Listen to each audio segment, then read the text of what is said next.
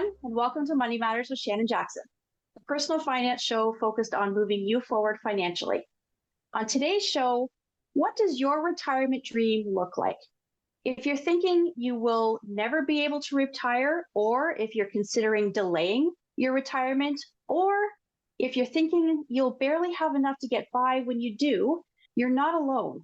Surveys show affordability challenges due to high inflation and rising interest rates have left many Canadians worried about their retirement. And if you're among them, this show is going to be for you. Over the next half hour, we're going to talk about the concerns that many current retirees, near retirees, and even future retirees are experiencing. And we're also going to have some great advice for you so that you can be confident as you head into your golden years. So joining me for our discussion today and to share his expert advice, we have Michael Massoud, Director of Finance for Chartered Professional Accountants of Canada and CPA Financial Literacy Volunteer. Michael, thank you for joining us today. Thank you, Shannon. Thank you so much for having me on the show. Before we get into our retirement topic today, can you tell our viewers a little bit about yourself and about CPA Canada? Yeah, absolutely. So I'm a chartered professional accountant, and I have over 20 years of experience in accounting, including in my current role as the CPA Canada's Director of Finance. In addition to my day-to-day job, I'm also a volunteer for CPA Canada's Financial Literacy Program, which is really focused on helping Canadians make those informed financial decisions. And in terms of CPA Canada, it plays a vital role as the National Association for chartered professional accountants in our country. So you're involved in a lot of different areas, so that's really great. The fun times. So today we're going to be talking about retirement planning. So as Canadians, including many here in Ontario, continue to struggle with affordability, there is growing concern regarding retirement readiness. Surveys show that the pandemic, along with high inflation, rising interest rates, they've all taken a toll on retirement planning for many Canadians, and many are struggling to save for that retirement. Many are even planning on pushing retirement further away and unfortunately delaying that next phase of their life. There's been some recent studies. There was a survey by market research group Abacus Data that said 7 out of 10 poll participants consistently agree with this statement: Canada is heading for a retirement crisis. Michael, when you hear that statement, what is your response? So I'll say that the concerns raised in the Abacus data survey I'd say they're indeed substantial, and they really do warrant attention. We should be moderately concerned about these findings since they really reflect a significant segment of our population that are feeling these negative sentiments. It's crucial to really understand that addressing retirement planning isn't just about individual well-being. It's kind of more of a broader societal and economic implications. And I'd say as Canadians, we need to collectively tackle these issues by maybe raising awareness and taking some action. Yeah, I agree with that. And there's been some other recent surveys as well that have come up that sort of cause us to be a little bit concerned. BMO's 13th annual retirement survey said that fewer than half of Canadians, so only 44% polled, are actually confident that they'll have enough money to retire as they had planned. But the majority, about 74%, are concerned about how inflation and rising prices are going to affect their finances.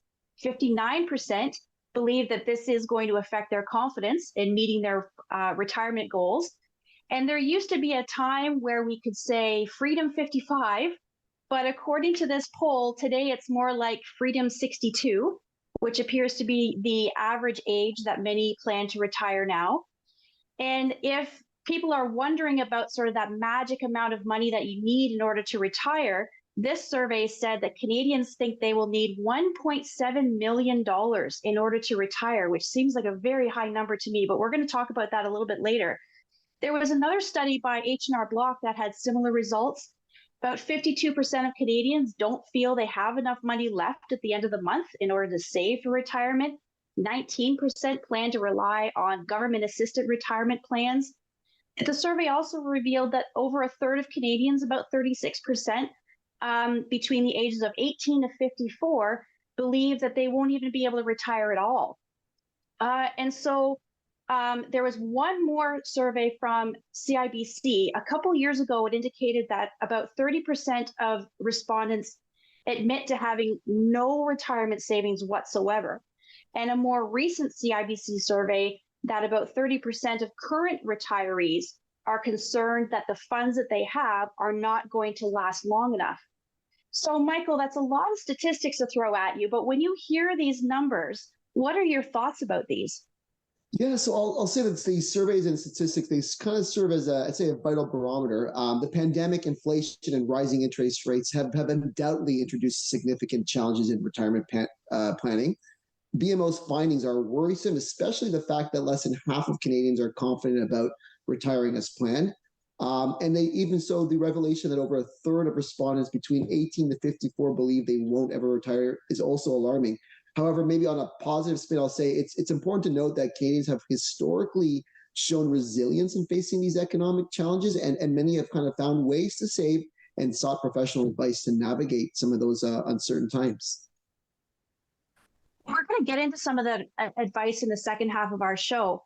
But I appreciate you saying that historically Canadians have sort of pulled their boots up and been able to manage that. So that's encouraging to hear. No, it totally is, and it's something that we always have to kind of remember that these statistics they do come out and they do raise concerns, but however I would say they provide us some opportunity for individuals to, I'd say, reevaluate their financial plans. Well, when we look at these results of these polls, everything is sort of pointing towards more and more Canadians having to rely on the government pensions, Canada Pension Plan, Old Age Security, to get by in their retirement years. For those who are going to be dependent on these sources, what will retirement look for these people? Yeah, so I'd say you're absolutely right that Canadians may indeed rely more heavily on government pensions, such as CPP, the Canada Pension Plan, and Old Age Security, or OAS, to support them during those retirement years. These programs, they do play a vital role in providing financial safety net for retirees, but I'd say that while these government benefits are valuable, they may not cover all your day-to-day expenses, especially if one desires, let's say, a comfortable retirement.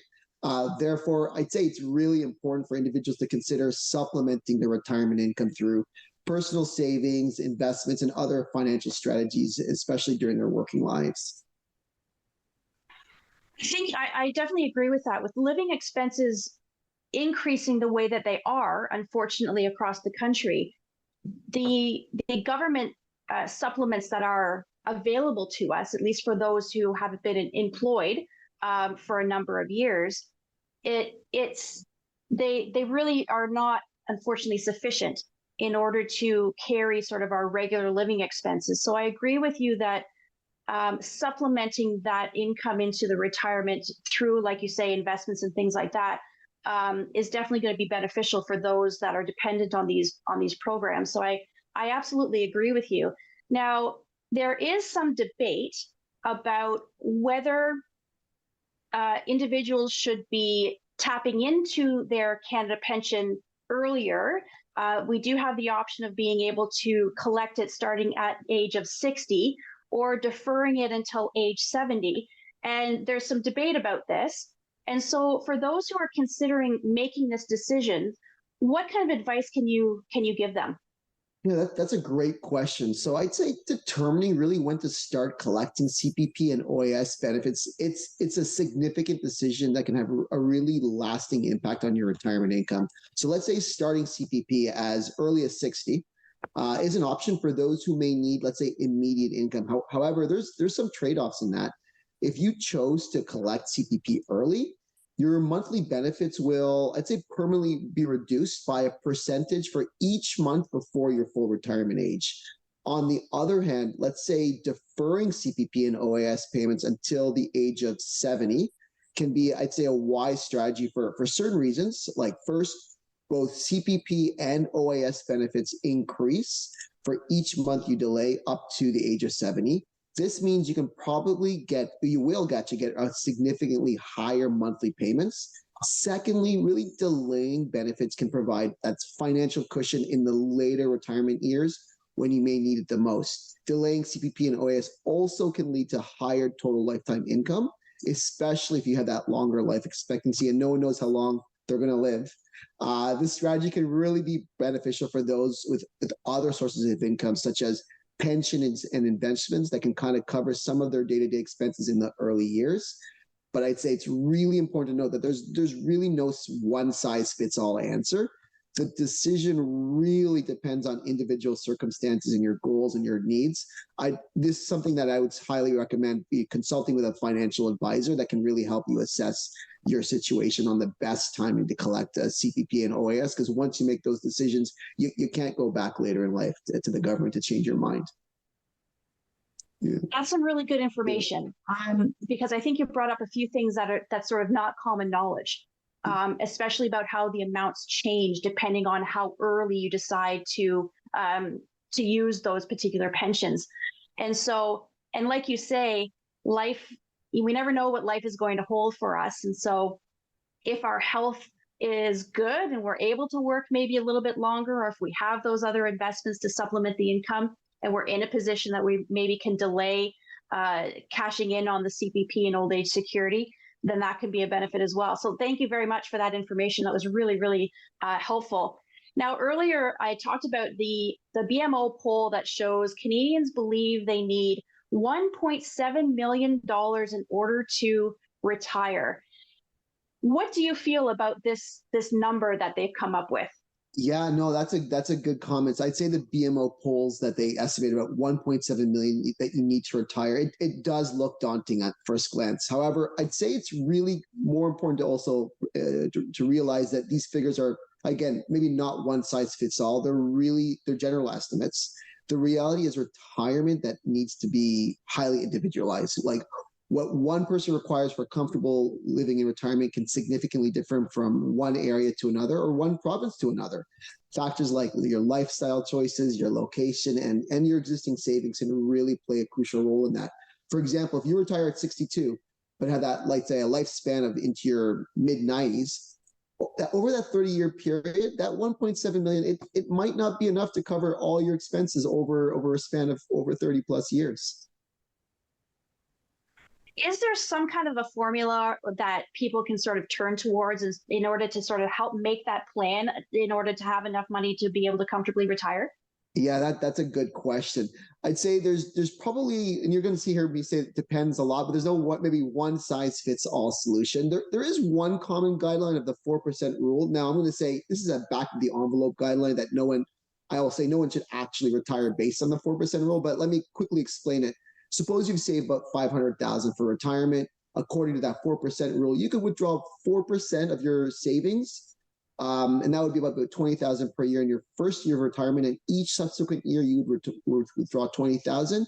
And for inflation, I'd say that would last you about 30 years. Now, again, this is just a general rule, and I'd say you should consult a financial advisor as you really start to plan out to withdraw your retirement savings in your golden years. Absolutely. So there's been some really great discussion and advice that you've given us so far, and I appreciate that. And after the break, we're going to focus on the difference between if you have a pension plan through your employer, how you can maybe take advantage of that a little more than you're already doing, and a little bit more advice coming your way after the break when Money Matters returns. This program is brought to you by Ignite TV. Now you're in command. Visit Rogers.com for more details.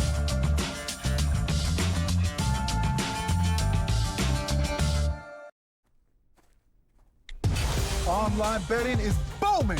Booyah! Woo! Oh yeah! You could win big!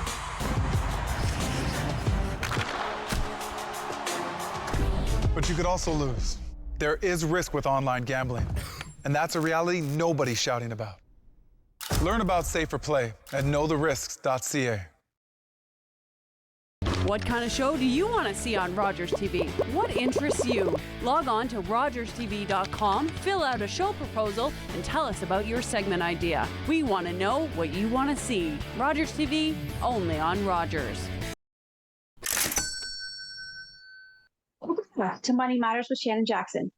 My guest today is Michael Massoud, Director of Finance for Chartered Professional Accountants of Canada and CPA Financial Literacy Volunteer. And today we're talking about retirement planning. And so years ago, retirement used to be easier. You were hired for a company, you worked for the same company for the majority of your working life, and most of those companies offered a pension plan that you paid into. Unfortunately, this is not as common today. According to the latest data from Statistics Canada, pension coverage rate, which is the portion of all paid workers covered by a registered pension plan, is only about 38%. Now, that was back in 2021, and that was down from 39.7% in 2020. So the number is trending downwards. There is only slightly over 1/3 of working people have a plan like this through their employer. So if you have a company pension plan, that's really great.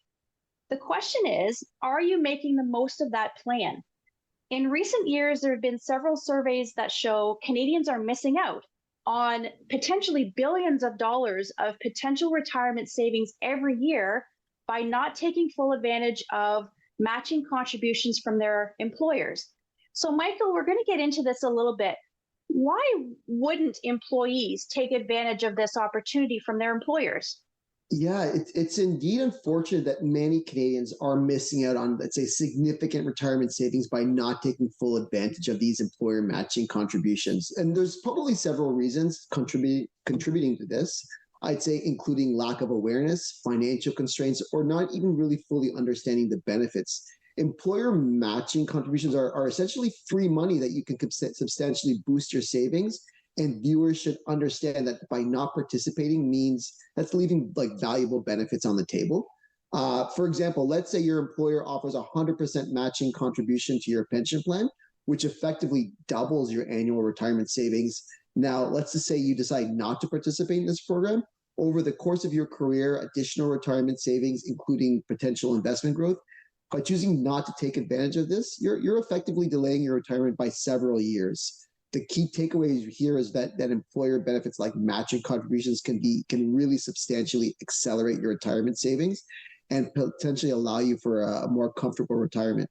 That's really good information. Now, what if someone has that available with their employer, and then they're also contributing to separate investments as well? Do you think it's beneficial to do both simultaneously if they're in a position to do that?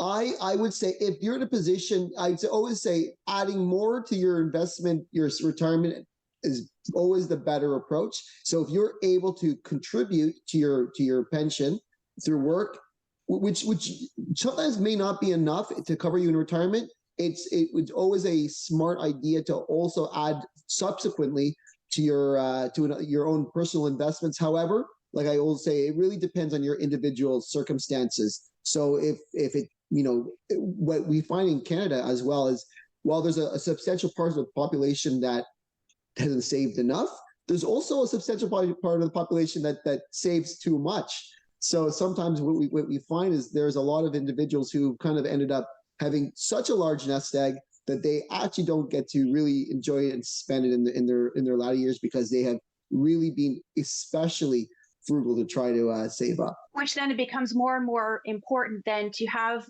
your estate planning in place as well, if that's the case. If there are going to be surplus funds from that respect, perhaps there's beneficiaries that you have in mind that maybe can take advantage of that. So I just want to switch gears then and focus on maybe those people that don't have opportunities for a company pension. What advice do you have for those individuals? Yeah, so you know what? Now for the viewers without, let's say, those company pensions, let's maybe explore some practical steps that you can take to kind of make your retirement dreams come true. First and foremost, let's talk about, I'd say, saving and investing. The cornerstone of a secure retirement, which is to get started, I'd say consider really establishing a dedicated retirement savings account, such as an RRSP or a TFSA or tax-free savings account. Remember, it's all about, let's say, consistency.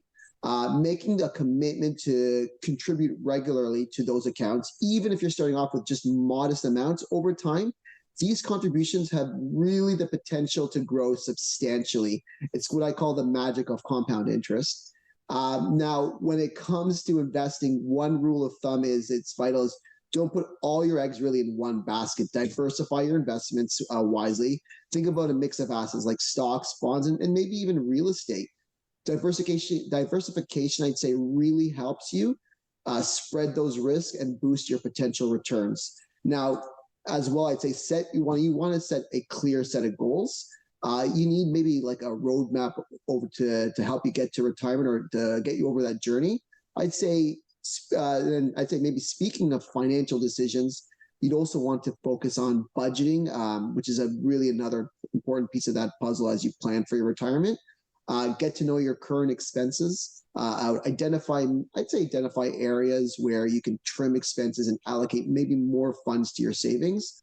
And one more thing I'd say is really important is really paying down debt or managing your debt and paying down high interest rate debt like credit cards and balances that can free up your money to make retirement contributions. And as time goes on, things change. Your retirement planning strategies, tax laws, investments, they change. So really stay informed and try to be flexible. Well, there's definitely no doubt that age is a factor when it comes to our retirement planning. And regardless of how young or old we are, there are benefits definitely to investing into your financial future. And I'd like to focus now on when you should start investing into that future. But before we get into that, I just want to refer back to the CIBC survey a couple of years ago that said only 30% of Canadians, or actually there's nearly 30% of Canadians, have zero retirement savings. And so we know many young people might believe, I have lots of time, I don't need to worry about this right now, and they'll put it off.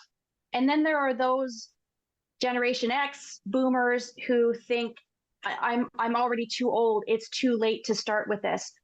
And so coming up with a financial plan especially for retirement, really is important at any age. So let's start with maybe our older viewers, Gen Xers and boomers. What strategies do you have for those who are building those retirement funds and coming up with enough money, hopefully, before it's sort of too late and they've run out of time? Yeah, that's a good question. So I'd say, first of all, I understand that like time is of the essence for this group. Here, maybe I'd say some strategies to help maybe build the retirement funds you need to potentially catch up. First, let's just tackle debt. Reducing, like I said, reducing those high interest debts should really be the priority in this age group. It really frees up funds for savings and lowers really your financial stress. Consider consolidating or refinancing options. The next move is to really try to save more, and I know that's easier said than done, especially in today's higher interest rate environment, but reviewing your budget and finding areas where you can cut back. And even maybe take advantage of higher interest savings products like GICs. They may offer better returns than traditional savings account, helping you kind of maybe grow that money quicker. Check if you have unused RRSP contribution room. This is like found money. Like contributing now actually allows you to get those potential tax benefits today. And finally, again, budgeting is your ally as you try to develop a plan to catch up and save.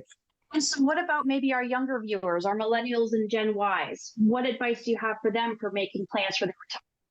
Yeah, no, that's a good, I actually just missed the cutoff of being a Gen Yer, but I'd like to pretend I'm in part of this crowd. But so if we were to maybe shift our focus to the younger viewers, we understand that many of you kind of maybe starting out and the money might be tight. But remember, even just, I'd say a small investment can lead to really significant rewards thanks to compound interest. And maybe here's some kind of advice. Like first, I'd say consider reducing, again, any of those high interest rate debts. Again, it frees up money for your investment.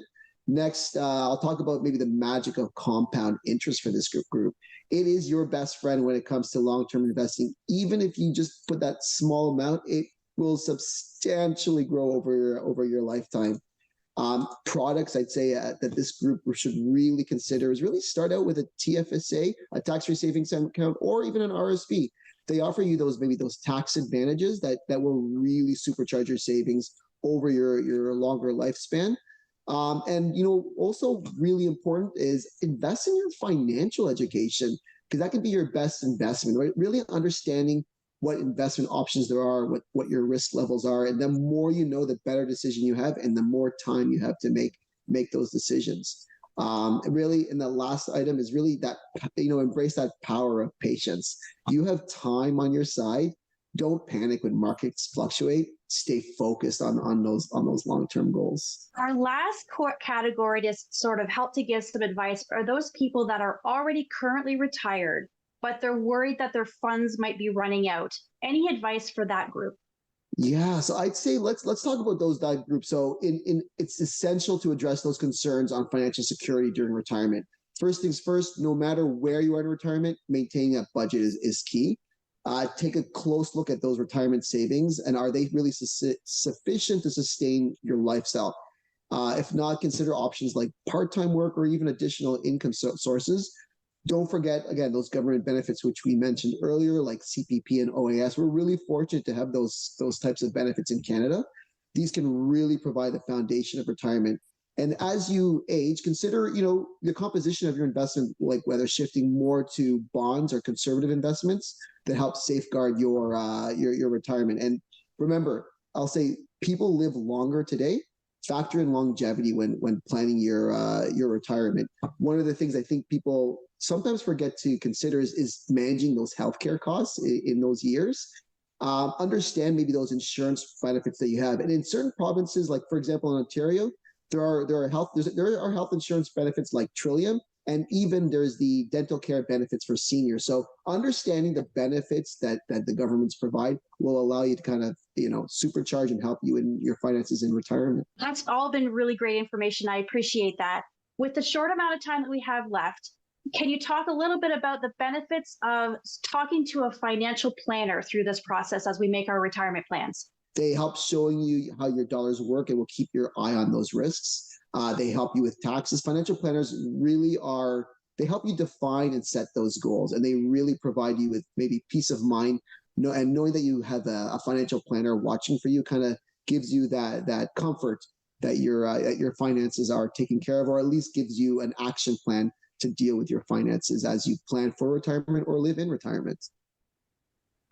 I'm always an advocate of tapping into those professionals that have that knowledge and that they can pass it on to you. So that all of that has been really great information.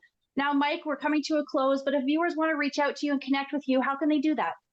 Yeah, so I'd say, if they want to kind of reach out to me, the best ways to contact, I'd say CPA Canada. We have a robust financial literacy group, so they can either go to our website at www.cpacanada.ca/financial literacy, or email the financial literacy team directly at CPA Canada at financialliteracy@cpacanada.ca. Thank you so much for being here again. I really appreciate all of your expert advice. There's been some really great points to help our viewers ensure that their retirement dreams become a reality.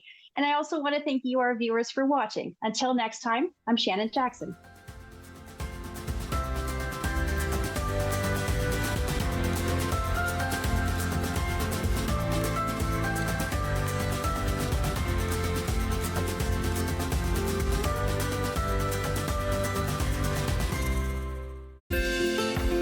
Call the Rogers TV viewer response line, email us, or connect with us on social media.